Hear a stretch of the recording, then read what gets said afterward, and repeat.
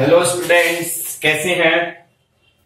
हमने स्टार्ट कर रखा था +1 क्लास की केमिस्ट्री, और केमिस्ट्री में भी first unit some basic concept of chemistry मैं बता चुका हूं। ये यूनिट आपके लिए बहुत ज्यादा इंपॉर्टेंट है।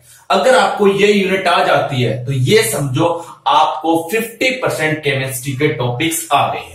उन्हीं में हम चल रहे हैं। हमारा टॉपिक लास्ट टाइम था सिग्निफिकेंट फिगर्स। उससे पहले हमने किया था एक topic scientific notation. Scientific notation हमने जो किया था उसके अंदर क्या करा, आपके पास कोई भी नंबर गिवन है। मान लेते हैं मेरे पास ये नंबर गिवन है, मैंने इस नंबर को साइंटिफिक नोटेशन में लिख दिया। कैसे लिखते थे, इधर से लेफ्ट हैंड साइड से पहला नॉन जीरो डिजिट यही है 8, उसके जस्ट बाद क्या लगा दोगे, डेसिमल, फिर 4 3 2 मल्टीप्लाई 10⁻⁴ कितना जाएगा, डेसिमल जहां पे लगाया उसके बाद कितने डिजिट है, 1 2 3, तो इसकी पावर कितनी आ जाएगी, 3। मान लेते हैं ये आपके पास कोई मेजरमेंट आई है, कोई वैल्यू आई है, कोई रिजल्ट आया है। अब अगर इसको रिजल्ट को देखें तो मैंने बताया था ये जो 10⁻⁴ है ये सिग्निफिकेंट फिगर में काउंट नहीं होती है, तो सिर्फ ये काउंट होगा। इसमें कितने सिग्निफिकेंट फिगर है, 4 सिग्निफिकेंट फिगर है। 4 सिग्निफिकेंट फिगर का मतलब है ये वाले डिजिट डाउट में है, इनमें से कोई भी डिजिट। इसलिए कोई भी अगर रिजल्ट हमें देना होता है तो वो कैसा होना चाहिए, कोई भी मेजरमेंट हमें बतानी होती है तो उसके अंदर रिजल्ट के अंदर एक्यूरेसी और प्रिसीजन, ये 2 क्वांटिटी है, ये होना जरूरी है। अभी कोई भी रिजल्ट, कोई भी मेजरमेंट आप देते हो तो उसमें एक्यूरेसी और प्रिसीजन, ये 2 चीजें होना बहुत ही जरूरी है।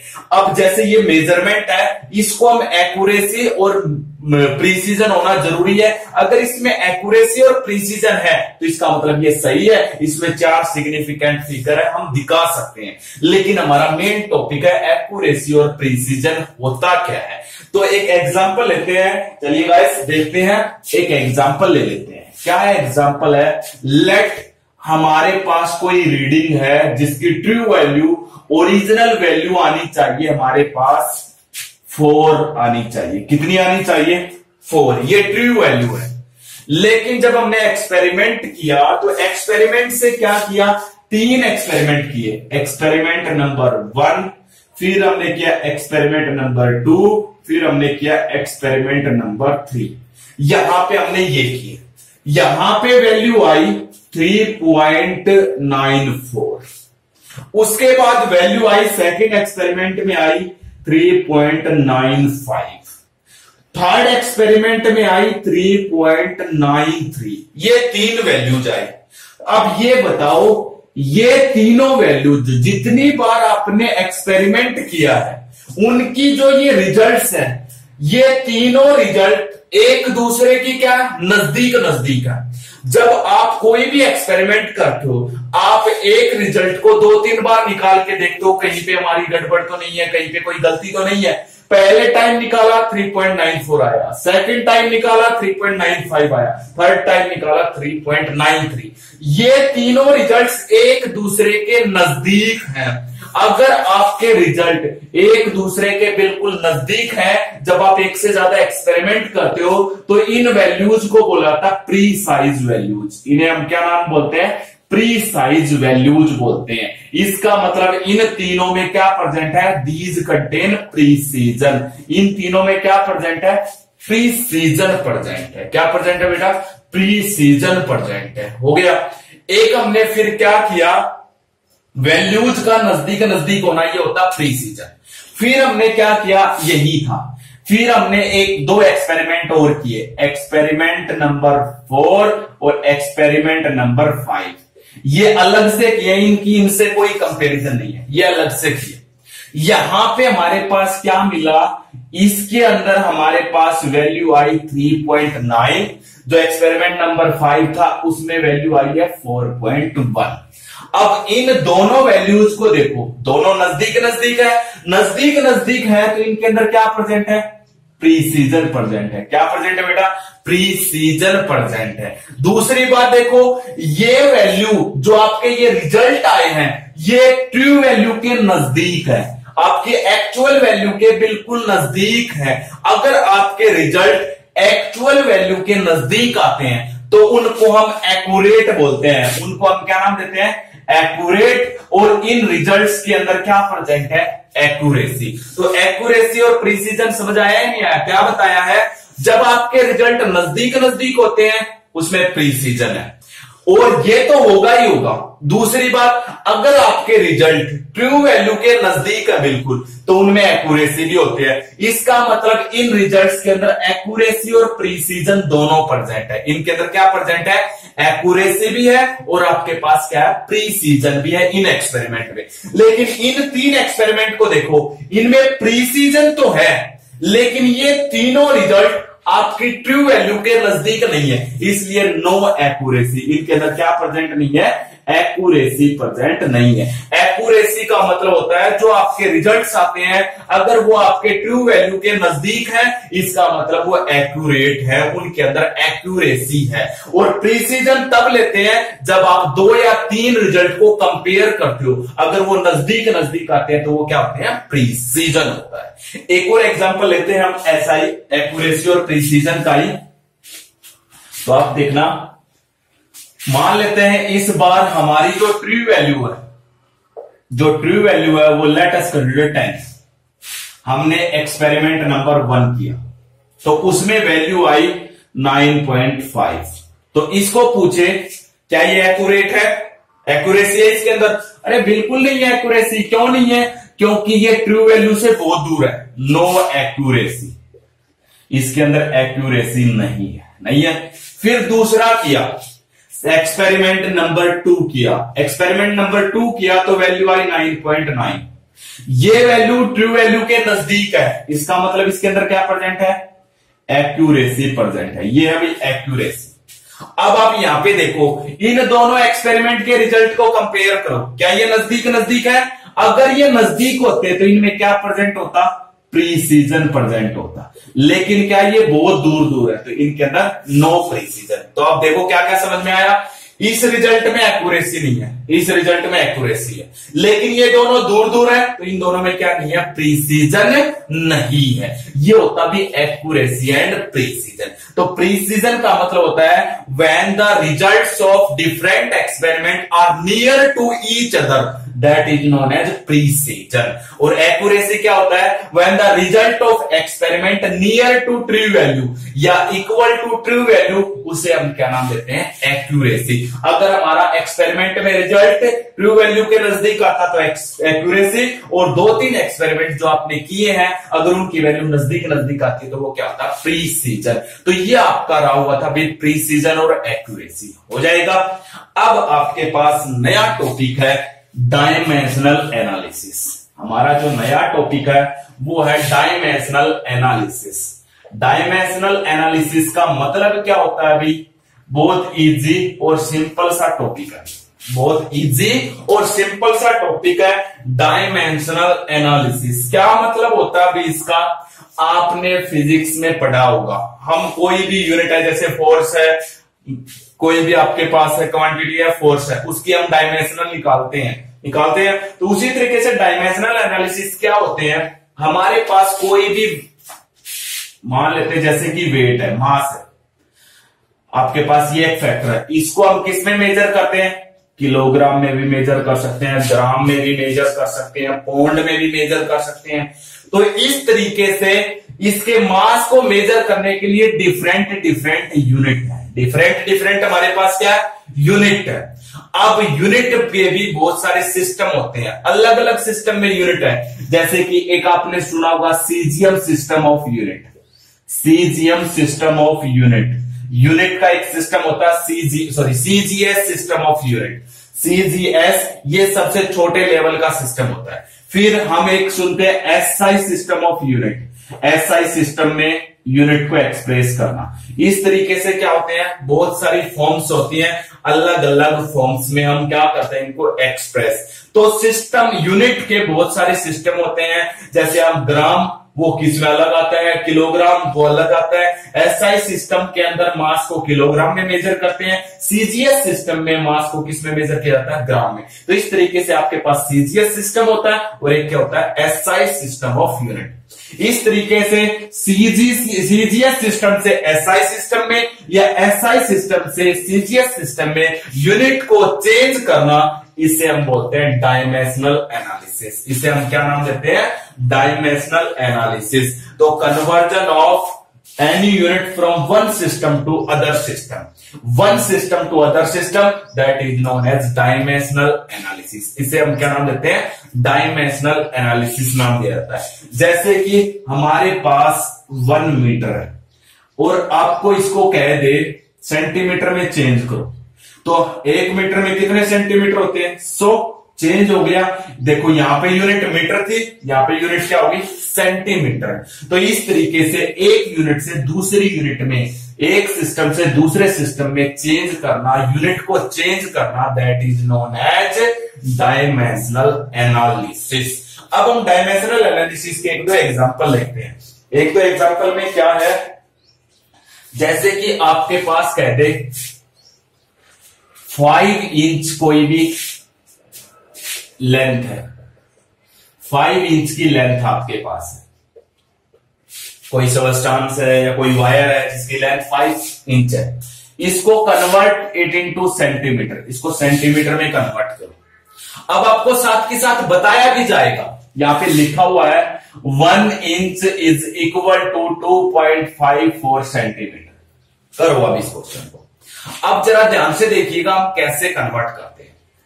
आपको 5 इंच को किस में चेंज करना है, सेंटीमीटर में चेंज करना है। अब हमें पता है 1 इंच कितने के इक्वल होता है, 2.54 सेंटीमीटर।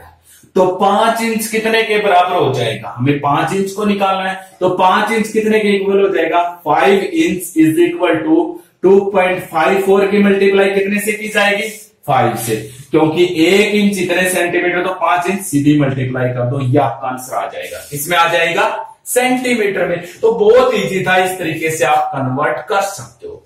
जैसे कि एक और एग्जांपल हम ले लेते हैं। मान लेते हैं आपसे कोई कहते, ये तरीका होता है इसका एक कन्वर्ट करने का। तरीका कैसे होता है, मैं एक एग्जांपल लेके आपको बता रहा हूं। आपसे कोई कह दे 5 दिन को, 5 डेज को कन्वर्ट इनटू सेकंड, 5 डेज को सेकंड में चेंज करो। वैसे तो बहुत इजी है, ये बहुत ही आसानी से कर सकते हो आप, लेकिन अब यहां पे देखो कैसे करोगे। सबसे पहले आपको सेकंड बनाने हैं, कितने दिन के, 5 दिन के, 5 डेज है। इसको अलग से इसके साथ मल्टीप्लाई करते चलोगे और 1 दिन में कितने वो होते हैं, आप इसको पहले 5 दिन है, नीचे लिखते जाओगे 1 दिन। 1 दिन में कितने वो होते हैं, हार्स, 24 आवर्स। ये आप ऐसे चेंज करते जाओगे, हो गया। तो अब 5 दिन को हम हार्स में ले आए, जो भी 5 दिन है उसको नीचे लिखो 1 दिन, और 1 दिन में कितने आवर्स होते हैं, 24, हो गया। फिर आगे आपको दोबारा से मल्टीप्लाई करना होता है। अब आपको हार्स को किस में लेके आना, पहले मिनट में, इसको नीचे लिखो 1 आवर्स। 1 आवर्स में या 1 आवर्स में कितने मिनट होते हैं, 60 मिनट। ये भी हो गया आपके पास। अब आपके पास मिनट को किस में चेंज करना, सेकंड में, तो मल्टीप्लाई करते जाओ। जिसको चेंज करना हो ना उसको नीचे, 60 मिनट को जगह पे क्या लिखोगे, 1 मिनट। 1 मिनट में कितने होते हैं, 60 सेकंड। इन सब की मल्टीप्लाई कर दो बेटा, देखो आपके पास सेकंड बन जाएंगे या नहीं बन जाएंगे। तो आपको 5 दिन को सेकंड में चेंज करना था, तो पहले दिन को घंटों में, घंटों को मिनट में, मिनट को किस में चेंज किया, सेकंड में। कैसे, 5 दिन थे, इसको सबसे पहले मल्टीप्लाई, इसका 1 दिन में कितने आवर्स होते हैं, 24 आवर्स। फिर मल्टीप्लाई, इस 1 आवर्स में कितने मिनट, 60 मिनट। मल्टीप्लाई, फिर इस 60 मिनट का 1 मिनट में 60 सेकंड, मल्टीप्लाई कर दो, आपके पास क्या हो जाएगा, चेंज हो जाएगा। ये होता है डायमेंशनल एनालिसिस। बिल्कुल सिंपल सा तरीका है, या आप कोई भी तरीका लगा सकते हो। ये था डायमेंशनल एनालिसिस, हो जाएगा। अब हमारे पास है, ये तो था सिंपल 2 टॉपिक। अब क्या है, लॉज ऑफ कॉम्बिनेशन। हमारे पास अभी लॉज ऑफ केमिकल कॉम्बिनेशन, ये थोड़ा सा इंपॉर्टेंट टॉपिक है। Laws of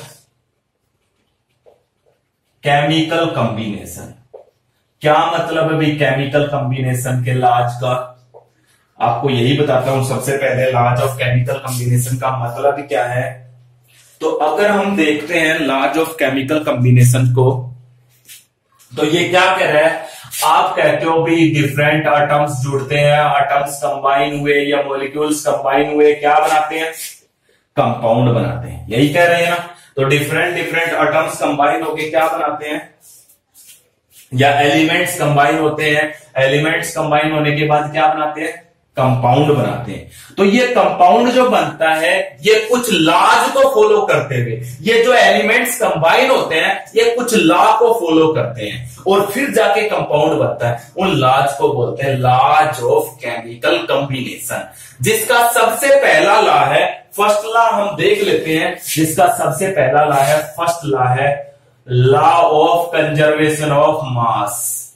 law of conservation of मास अगर हम देखें तो लॉ ऑफ कंजर्वेशन ऑफ मास क्या कहता है, फर्स्ट लॉ है, वेरी इंपॉर्टेंट है। अलग अलग एलिमेंट कंबाइन हुए, कंपाउंड बनाया, तो उसने कौन सा लॉ फॉलो किया, law of conservation of mass. Conservation of मास का मतलब क्या है, मास को हम कंजर्व कर सकते हैं, सुरक्षित कर सकते हैं, इसको हम क्या नहीं कर सकते। इसका मतलब यह है मास can neither be created nor be destroyed, can neither be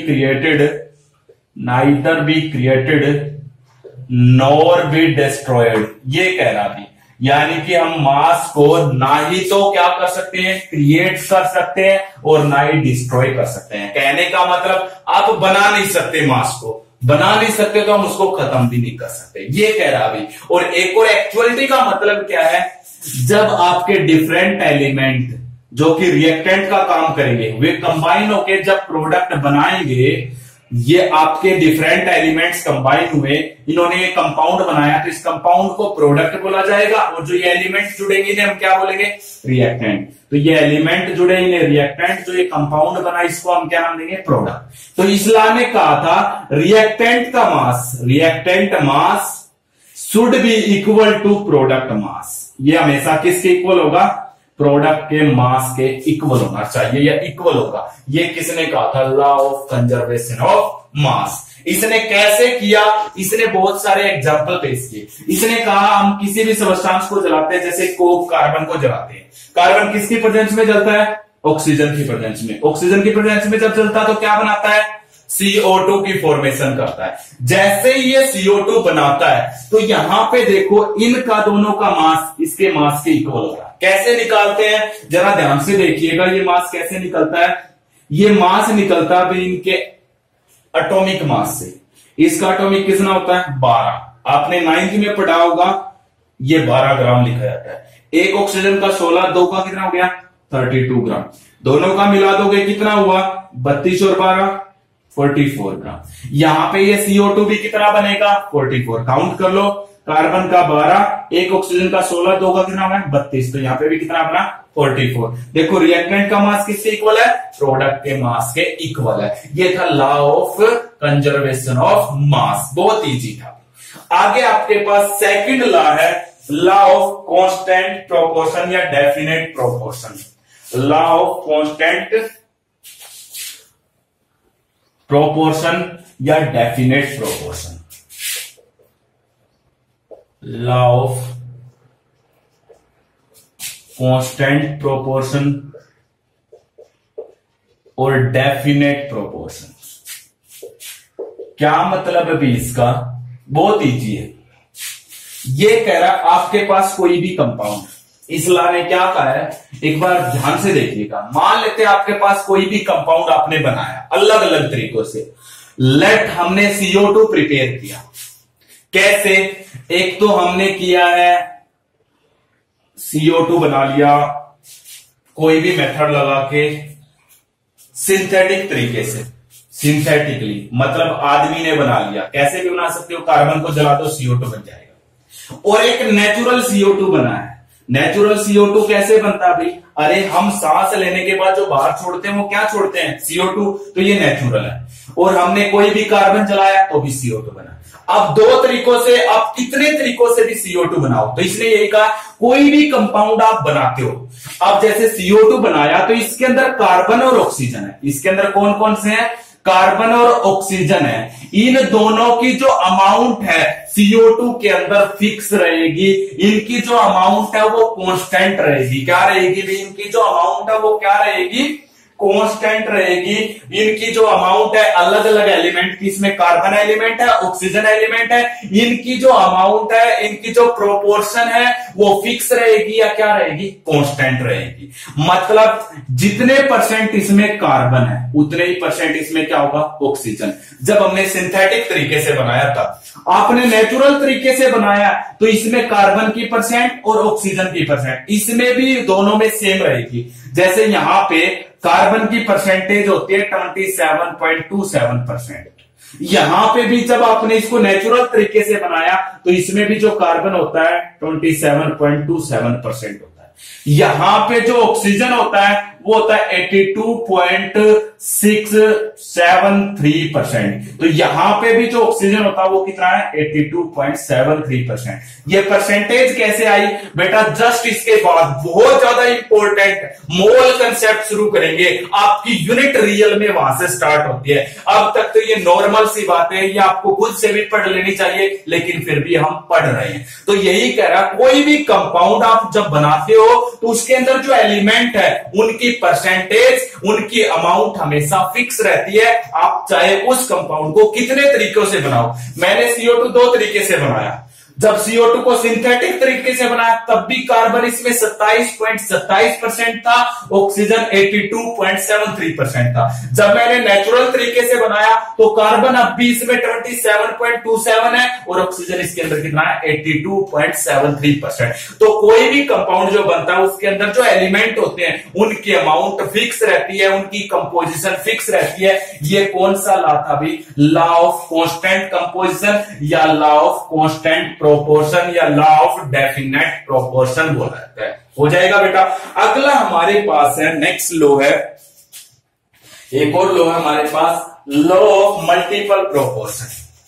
fourth law है लॉ ऑफ मल्टीपल प्रोपोर्शन। ये क्या कहता है अभी, law of multiple proportion, law of multiple proportion बहुत सिंपल है, जरा ध्यान से समझना क्या मतलब है। इसका मतलब है, मान लेते हैं मैंने क्या किया, यही तीन लॉ इंपॉर्टेंट है, तो ये क्या कह रहा है, लॉ ऑफ मल्टीपल प्रोपोर्शन क्या कह रहा है, ध्यान से सुनिएगा। इसने कहा था, मान लेते हैं मैं कार्बन और ऑक्सीजन की रिएक्शन करवा दी, कार्बन और ऑक्सीजन की रिएक्शन करवाने के बाद एक बार बना CO, फिर मैंने दोबारा से रिएक्शन करवाई तब बना CO2। तो ये क्या कह रहा है, जब दो एलिमेंट रिएक्शन करके एक से ज्यादा कंपाउंड बनाते हैं, जैसे कार्बन और ऑक्सीजन ने रिएक्शन करके एक बार CO बनाया, एक बार क्या बनाया, CO2, इन दोनों कार्बन की अमाउंट फिक्स है, क्योंकि यहां पे भी कार्बन एक है, यहां पे भी कार्बन एक है। तो इसलिए ने क्या कहा, जब कोई एलिमेंट एक फिक्स मास वाले एलिमेंट से जुड़ता है, यहां पे कार्बन का मास कैसा है, फिक्स, इसमें भी एक कार्बन है और इसमें भी क्या है, एक कार्बन है, तो यहां पे फिक्स मास वाले को हम नहीं छेड़ेंगे, हम किसको उठाएंगे, जिसका मास फिक्स नहीं है। यहां पे ऑक्सीजन की मास अलग है, यहां पे ऑक्सीजन का मास अलग है। कैसे पता चला, अरे इसमें एक ऑक्सीजन है, इसमें दो है, तो यहां से ऑक्सीजन का मास निकालो। ऑक्सीजन का मास, एक ऑक्सीजन का मास कितना होता है, 16 होता है। पता होगा इसका एटॉमिक मास। ऑक्सीजन O2, दो ऑक्सीजन है, एक ऑक्सीजन का 16, दो का कितना हो गया, 32। यही कहा था इस लॉ ने। इस लॉ ने क्या कहा था, जब एक फिक्स मास वाले के साथ कोई एलिमेंट जुड़ता है, एक से ज्यादा कंपाउंड बनाता है, तो जिसकी अमाउंट फिक्स नहीं है उनकी अगर आप रेशो निकालोगे दोनों कंपाउंड्स के अंदर, तो उनकी रेशो आएगी सिंपल होल नंबर रेशो। उनकी रेशो कैसी आएगी, simple whole number ratio. Simple whole number ratio का मतलब रेशो निकालो, क्या आएगी, 1:2। ये रेशो फ्रैक्शन में नहीं है, कोई भी डेसिमल नहीं है इस रेशो में, कोई भी पॉइंट नहीं है इस रेशो में। तो ये क्या, सिंपल होल नंबर का मतलब होता कोई डेसिमल, कोई फ्रैक्शन ना होना, 1:2 आई, तो ये मतलब होता है। एक एग्जांपल और ले लेते हैं। मान लेते हैं हमने क्या किया, इस बार रिएक्शन करवाई H2 + O2 की, ठीक है, तो हमारा बना H2O2, क्या बना, हम ले लेते हैं सल्फर प्लस ऑक्सीजन, तो हमारा बना SO2। एक केस में सल्फर प्लस ऑक्सीजन, तब हमारा बना SO3। ये आपके पास दो बन गए, ठीक है। अब हमारे पास ये दो कंपाउंड बने, एक SO2 और एक क्या बन गया, SO3। यहां पे किसकी अमाउंट फिक्स है, सल्फर की अमाउंट फिक्स है, तो हम सल्फर को नहीं देखेंगे, किसको देखा जाएगा, ऑक्सीजन को। तो यहां से ऑक्सीजन की रेशो निकाली, एक ऑक्सीजन का 16, दो का कितना हो गया 32 रेशो। इसमें से दूसरे में से भी ऑक्सीजन कितना हो गया, 3 ऑक्सीजन का कितना हो गया 48। दोनों की रेशो निकालोगे कितनी आई, 2:3। कैसी आई ये ratio, simple whole number ratio. तो जब कोई एक फिक्स मास है जिसकी अमाउंट चेंज नहीं हो रही है, वो किसी दूसरे एलिमेंट से रिएक्शन करता है, तो उसकी जो अमाउंट है वो क्या होगी, सिंपल होल नंबर रेशो। इसमें से ऑक्सीजन SO2 में से ऑक्सीजन निकाल लिया, दोनों कंपाउंड में से निकालो और उनकी रेशो निकालोगे तो कैसी आएगी, सिंपल होल नंबर रेशो। ये था भाई लॉ ऑफ मल्टीपल प्रोपोर्शन। ये आपके 3 लॉ बहुत ही इंपॉर्टेंट थे। हमारा एक लॉ और बस 2 लॉ और रह गए हैं, एक डाल्टन एटॉमिक थ्योरी, वो हम नेक्स्ट वीडियो में डिस्कस करेंगे। साथ ही साथ हमारा सबसे इंपॉर्टेंट टॉपिक स्टार्ट हो जाएगा, मोल कंसेप्ट। आप मेरे साथ बने रहिएगा, मेरी वीडियो को ज्यादा से ज्यादा लाइक सब्सक्राइब कीजिएगा। Okay, thank you.